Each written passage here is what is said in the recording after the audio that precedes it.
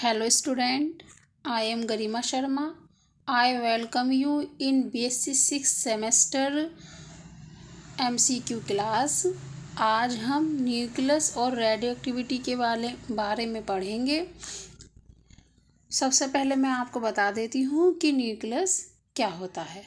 देखिए, पूरे ही वर्ल्ड में कोई भी सब्सटेंस है, हर सब्सटेंस छोटे छोटे पार्टिकल्स से मिलकर बना है। हर एक सब्सटेंस छोटे छोटे पार्टिकल्स से मिलकर बना है। इन छोटे छोटे ही पार्टिकल्स को एटम बोलते हैं। इन छोटे छोटे पार्टिकल्स को क्या बोलते हैं? एटम बोलते हैं। तो एटम क्या है? किसी भी सब्सटेंस का वो छोटे से छोटा पार्टिकल जिसको आगे टुकड़ों में नहीं तोड़ सकते। एटम क्या है? किसी भी सब्सटेंस का वह छोटा सा छोटा पार्टिकल जिसको आगे हम टुकड़ों में नहीं तोड़ सकते, उसको हम क्या बोलते हैं? एटम बोलते हैं, परमाणु बोलते हैं। अब कोई भी एटम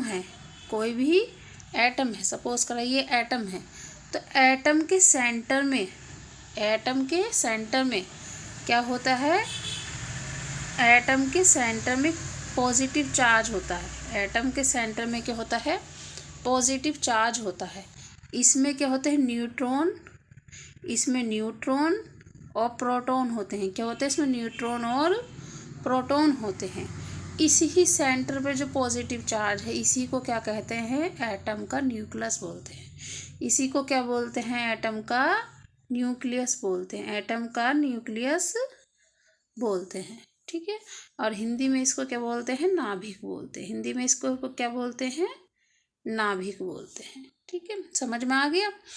एटम का सेंटर का वह भाग जहाँ पर न्यूट्रॉन और प्रोटॉन रहते हैं, उस भाग को हम एटम का न्यूक्लियस बोलते हैं।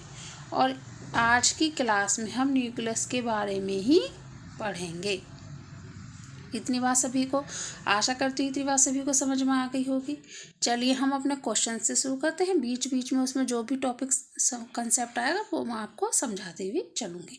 आप सभी इनके नोट्स तैयार कर लीजिएगा, जिससे एग्ज़ाम टाइम में आप एकदम से अपना क्विक रिवीजन कर लें, जिससे आपको इधर उधर भटकना ना पड़े। एकदम कॉपी उठाई और अपना रिवीजन कर लिया। तो आप सभी इसके नोट्स हाथों हाथ तैयार करते रहिए, ठीक है। देखिए,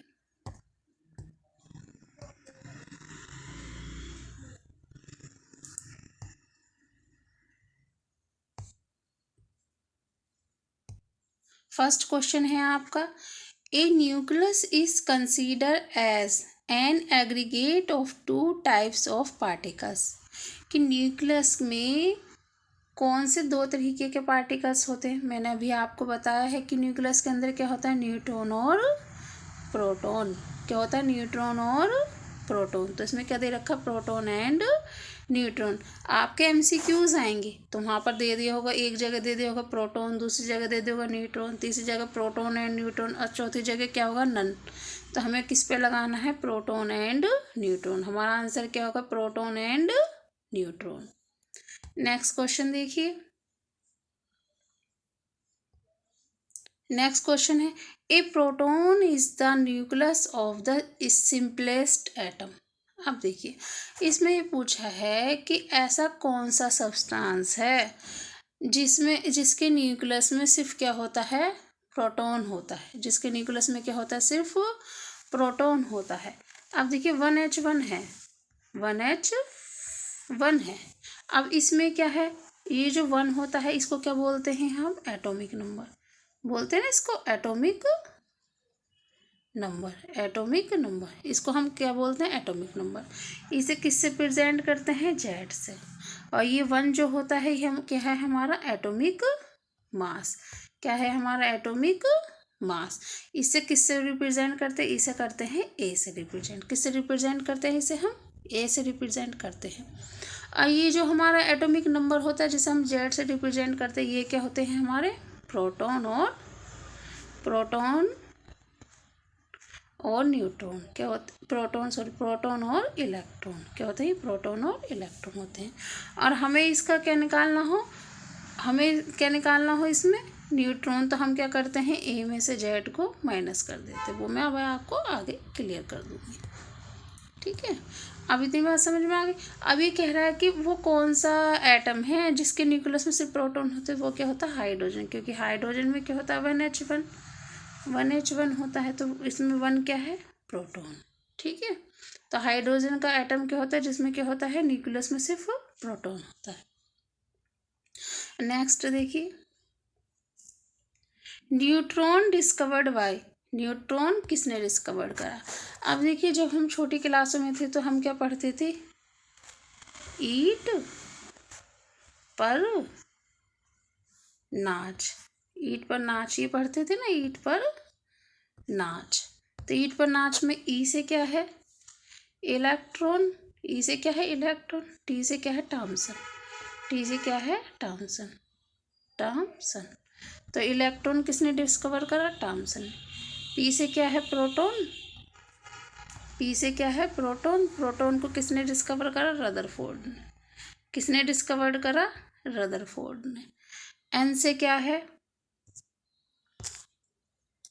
एन से क्या है, न्यूट्रॉन, एन से क्या है, न्यूट्रॉन। चे से क्या है, चैडविक, चे से क्या है, चैडविक, चैडविक। तो इस तरीके से आप भी इसको याद कर सकते हैं, ईट पर नाच। ई से इलेक्ट्रॉन डिस्कवर्ड करा टॉमसन ने, पी से प्रोटॉन डिस्कवर्ड करा रदरफोर्ड ने, एन से न्यूट्रॉन डिस्कवर्ड करा चैडविक ने। तो इस तरीके से आप भी इसको क्या कर सकते हैं, लर्न कर सकते हैं। तो न्यूट्रॉन किसने करा, चैडविक ने, न्यूट्रॉन किसने डिस्कवर करा, चैडविक ने। नेक्स्ट क्वेश्चन देखिए, the number of proton in A nucleus is called. अब मैंने भी आपको बताया था कि नंबर ऑफ प्रोटॉन क्या है, इसमें नंबर ऑफ प्रोटॉन 1 है, तो नंबर ऑफ प्रोटॉन को क्या कहते हैं, एटॉमिक नंबर भी बोलते हैं। क्या बोलते हैं इसको, एटॉमिक नंबर। किससे रिप्रेजेंट करते हैं, जेड से रिप्रेजेंट करते हैं। नेक्स्ट देखिए, नेक्स्ट है आपका nuclei that contains the same. अब देखिए, same number of protons but different number of neutron are called. देखिए, कोई भी आपके पास है सब्सटेंस है, जैसे 1H1 हो गया, 1H2 हो गया, ठीक है, 1H2 हो गया। इसमें क्या है, एटॉमिक नंबर तो क्या है, सेम है, और एटॉमिक वेट क्या है, डिफरेंट है, एटॉमिक वेट क्या है, डिफरेंट है। तो ऐसे सब्सटेंस को जिनका एटॉमिक नंबर तो सेम हो और एटॉमिक वेट डिफरेंट हो, उनको क्या बोलते हैं, आइसोटोप्स। और इसको हिंदी में क्या बोलते हैं, नाभिक, वो सॉरी, हिंदी में बोलते हैं इसको समस्थानिक, समस्थानिक, जिनका स्थान सेम हो, जिनका स्थान एक जैसा हो, समस्थानिक। तो जिनका एटॉमिक नंबर सेम होता है, एटॉमिक वेट अलग होता है, न्यूट्रॉन का मतलब एटॉमिक वेट से ही हो गया ना, एटॉमिक वेट अलग होता है, उनको क्या बोलते हैं, आइसोटोप्स। और हिंदी में इनको क्या बोलते हैं, समस्थानिक, हिंदी में बोलते हैं इनको समस्थानिक। अब नेक्स्ट देखिए बेटा,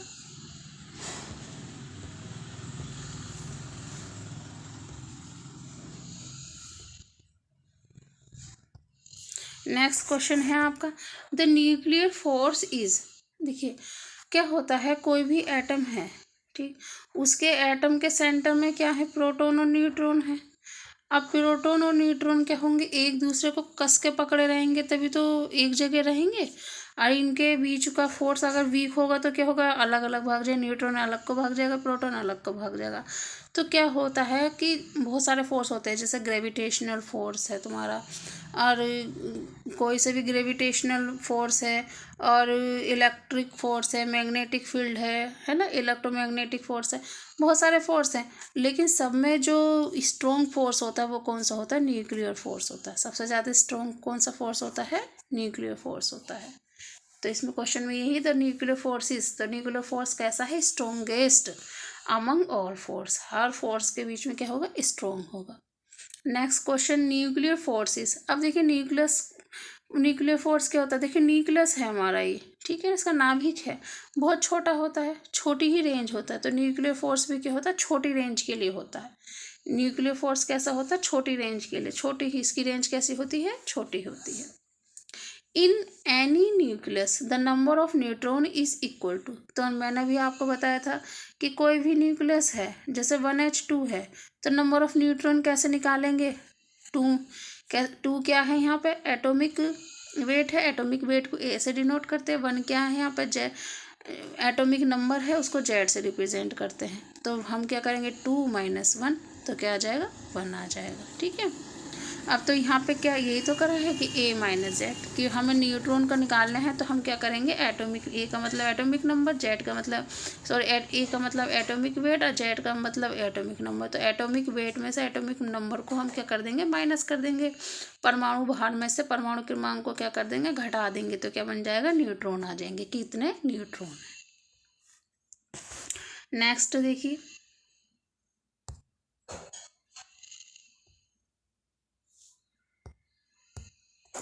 the spin of electron is equal to. अब देखिए कोई भी इलेक्ट्रॉन है, कोई भी इलेक्ट्रॉन है, या तो वह क्लॉकवाइज घूमेगा, ठीक है, या फिर वो एंटी क्लॉकवाइज घूमेगा। कैसे घूमेगा एंटी क्लॉकवाइज घूमेगा। तो उसकी स्पिन हमेशा कैसी रहेगी, अगर वो क्लॉकवाइज घूमेगा तो उसकी स्पिन कितनी होगी 1/2। अगर वो एंटी क्लॉकवाइज घूमेगा तो इसकी स्पिन कितनी होगी -1/2। ठीक है ना, अगर पेयर होंगे तो। अब क्या यहाँ पे पूछा the spin of electron is equal to, the clockwise है तो इसकी स्पिन कितनी होगी 1/2, कितनी होगी 1/2। नेक्स्ट क्वेश्चन देखिए, the radius of nucleus is proportional to. तो देखिए जो न्यूक्लियस होता है, अगर हमें किसी भी सब्सटेंस के किसी भी एटम के न्यूक्लियस का रेडियस पता करना है तो हम कैसे पता करेंगे, जो उसका एटॉमिक वेट होता है, जो उसका परमाणु भार होता है। अगर उसका परमाणु भार होता है, अगर उसका परमाणु भार कितना है, उसका परमाणु भार हमने माना 9 है, तो उसका क्या कर देंगे 1/3 कर देंगे। ठीक है, तो उसका जो जितना भी परमाणु भार होगा उसके पे कितनी कितनी पावर लगा देंगे 1/3, और उसको सॉल्व कर लेंगे। तो किसी भी न्यूक्लियस का हमें अगर रेडियस निकालना है तो वो क्या होता है, किसके प्रोपोर्शनल होता है, ए 1/3। और ए क्या है यहाँ पर एटॉमिक वेट है। अब यहाँ पर दे रखा the approximate value of nuclear radius. हमने क्या कहा है रेडियस प्रोपोर्शनल है, तो यहाँ पे क्या है रेडियस आर होती है, प्रोपोर्शनल है किसके, ए की पावर 1/3 के, ए की पावर 1/3 के। अब हम यहाँ पे अगर प्रोपोर्शनल का साइन हटाएंगे तो हमने पता है कि अगर प्रोपोर्शनल का साइन हटा दे तो कुछ ना कुछ कांस्टेंट लगाते हैं। क्या लगाते हैं, कुछ ना कुछ कांस्टेंट लगाते हैं। तो अगर हम प्रोपोर्शनल का साइन हटाएंगे कुछ ना कुछ कांस्टेंट लगाएंगे, तो हम ये कांस्टेंट क्या लगाएंगे 1.2 × 10⁻⁻5। ठीक है, और आ जाएगा मल्टीप्लाई में ए की पावर 1/3। तो हमने कांस्टेंट क्या लगाया 1.2 × 10⁻⁻15, 10⁻⁻15 ए × 1/3। समझ में आ गया। अगर रेडियस किसके प्रोपोर्शनल है, ए की पावर 1/3 के। और जब हम क्या अप्रोक्सीमेट पूछेगा वैल्यू तो क्या कर देंगे 1.2 × 10⁻⁻15 ए की पावर 1/3। आई होप समझ में आया हो सभी कोई। अगर किसी को कोई भी दिक्कत है इसमें किसी भी क्वेश्चन से रिलेटेड तो मुझे कमेंट करें, ठीक है, आपके कमेंट का मैं रिप्लाई करूँगी। नेक्स्ट क्वेश्चन देखिए, नेक्स्ट क्वेश्चन है द न्यूट्रॉन इज ए। देखिए क्या होता है, जो प्रोटॉन होता है उस पर कैसा चार्ज होता है पॉजिटिव, इलेक्ट्रॉन होता है उस पर कैसा चार्ज होता है निगेटिव। लेकिन जो हमारा न्यूट्रॉन होता है उस पर कोई चार्ज नहीं होता, तो इसलिए न्यूट्रॉन कैसा पार्टिकल है हमारा न्यूट्रल। न्यूट्रॉन कैसा पार्टिकल है हमारा न्यूट्रल। नेक्स्ट क्वेश्चन देखिए, the packing fraction is equal to. अभी एटम का पूछ रहा है कि एटम का पैकिंग फ्रैक्शन का मतलब कि कितना पार्ट उसने घेरा है। अगर हम एटम का पैकिंग फ्रैक्शन निकालेंगे तो कैसे निकालेंगे, एम का मतलब उसका मास, कि एटम का मास कितना है माइनस उसका एटॉमिक भार कितना है, डिवाइड कर देंगे उसका एटॉमिक वेट से ही। ठीक है, mass minus atomic weight upon atomic weight. उसका द्रव्यमान कितना है, द्रव्यमान में से उसका परमाणु भार को घटा देंगे और जो वैल्यू आएगा उसको परमाणु भार से ही क्या कर देंगे हम भाग कर देंगे। इस तरीके से हम क्या करेंगे किसी भी एटम का पैकिंग फ्रैक्शन निकाल लेंगे। ये क्या है उसका निकालने का एक फॉर्मूला है। ठीक है, नेक्स्ट देखिए,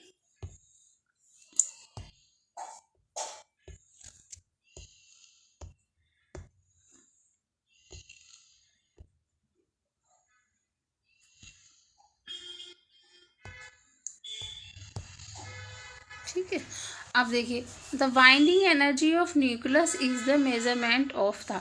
अब देखिए, बाइंडिंग एनर्जी का मतलब न्यूक्लियस है, कोई भी न्यूक्लियस है, तो न्यूक्लियस की बाइंडिंग एनर्जी का मतलब ये है कि उसने कितने अच्छे से, जितनी ज़्यादा बाइंडिंग एनर्जी होगी उतना ही ज़्यादा क्या होगा, न्यूक्लियस स्टेबल होगा।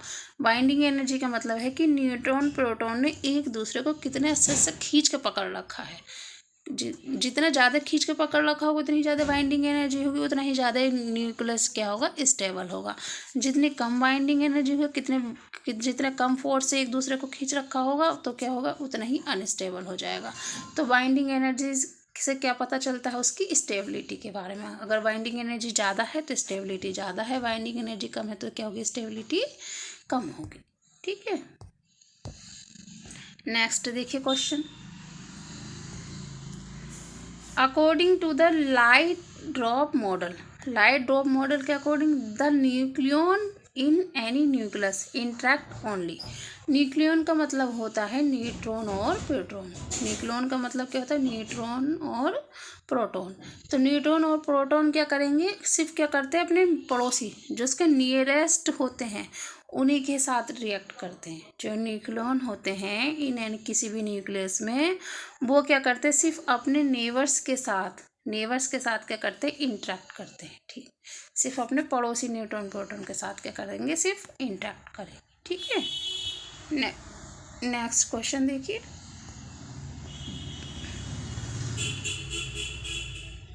नेक्स्ट क्वेश्चन है the relation between half life T and decay constant lambda is.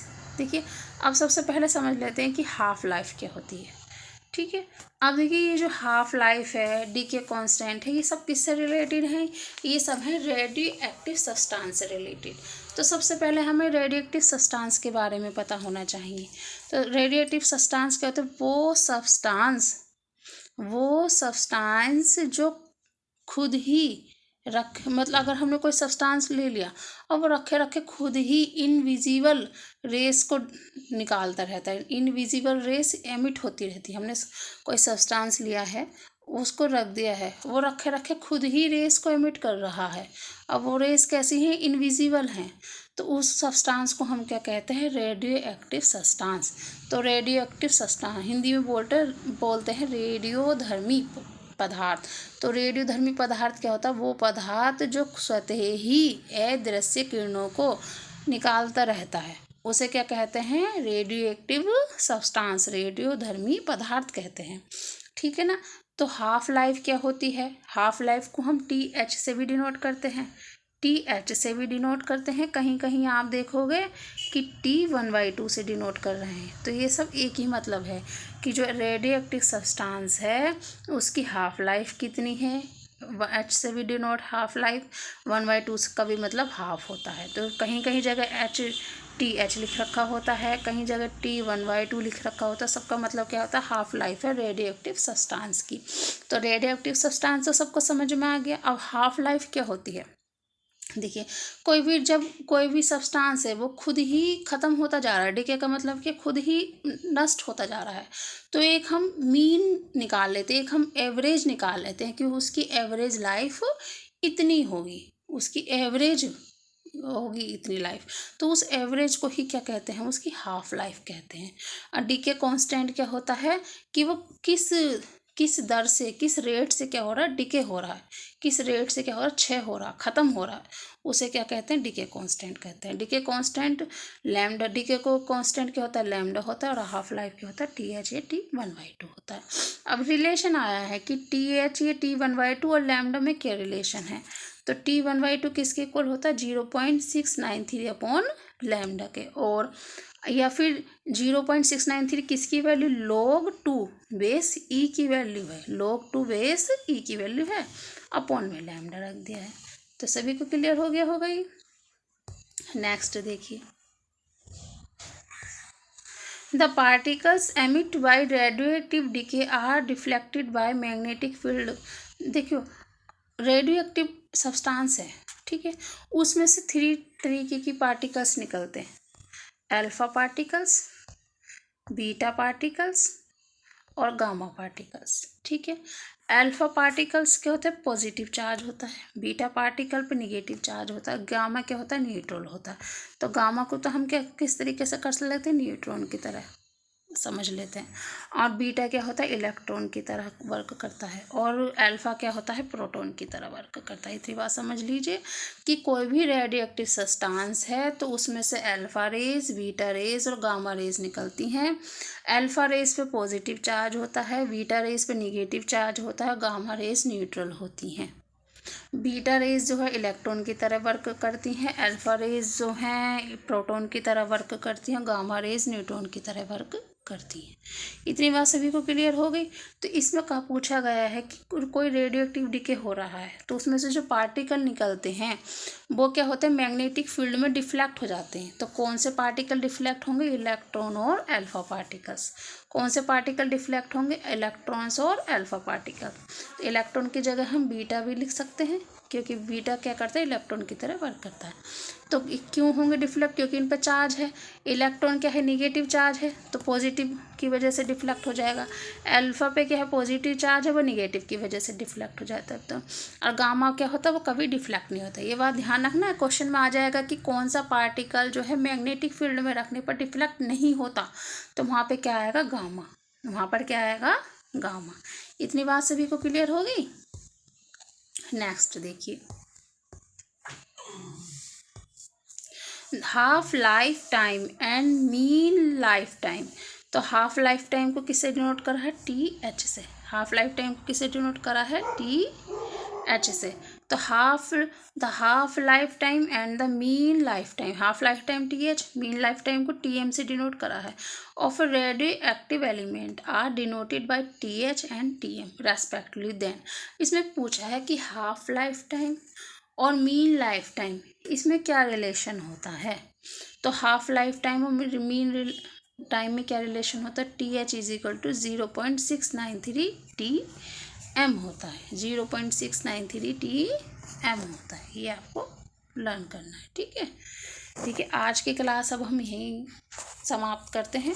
मुझे आशा है कि आप सभी को ये क्लास समझ में आई होगी। आपकी जो भी परेशानी दिक्कत है वो आप मुझे कमेंट करिएगा, ठीक है। और इस चैनल को आगे बढ़ाने के लिए सब्सक्राइब करिए, लाइक करिए और शेयर करिएगा। धन्यवाद।